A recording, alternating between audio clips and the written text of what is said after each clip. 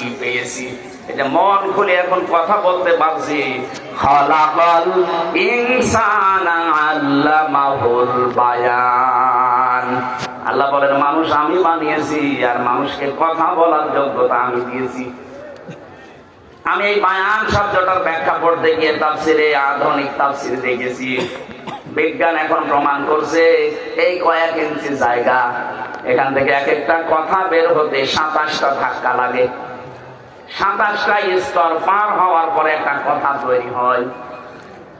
আর কোরআন হাদিসের ব্যাখ্যায় জেনেছি প্রত্যেকটা স্তরে এক একজন ফেরেশতা বসে আছে।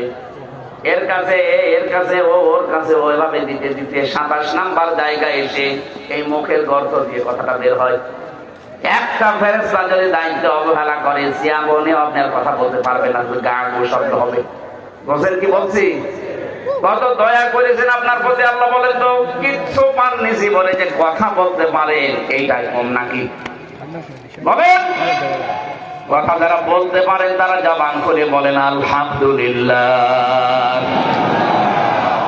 দরুদ সালাম পাঠের মাধ্যমে আজকের তেলাওয়াতকৃত আয়াত সূরা তাওবা, কোন সূরা? বলেন বলেন। 109 110 নম্বর আয়াতের আংশিক পড়েছি। তাফসীর আকারে কথা বলার জন্য আমরা বসলাম। আল্লাহ রাব্বুল আলামিনের ঘোষণা শোনাচ্ছে, এবারে ইরশাদ হচ্ছে ইন্নাল্লাহা আশতারা মিনাল মুমিনিনা আনফুসাহুম ওয়া আমওয়ালাহুম বিআন্না লাহুমুল জান্নাহ। খুব খেয়াল করে মিলাবেন। আল্লাহ বলেন ইন্নাল্লাহ, অবশ্যই আমি আল্লাহ, ইশতারা, ক্রয় করে নিয়েছি, মিনাল মুমিনিনা, মুমিনদের কাছ থেকে, আনফুসাহুম, তাদের জীবন, ওয়া আমওয়ালাহুম, তাদের মাল, বিআন্না লাহুমুল জান্নাহ, বিনিময়ে তাদেরকে আমি আল্লাহ জান্নাত দিয়ে দিয়েছি। এটা বাংলা গেল।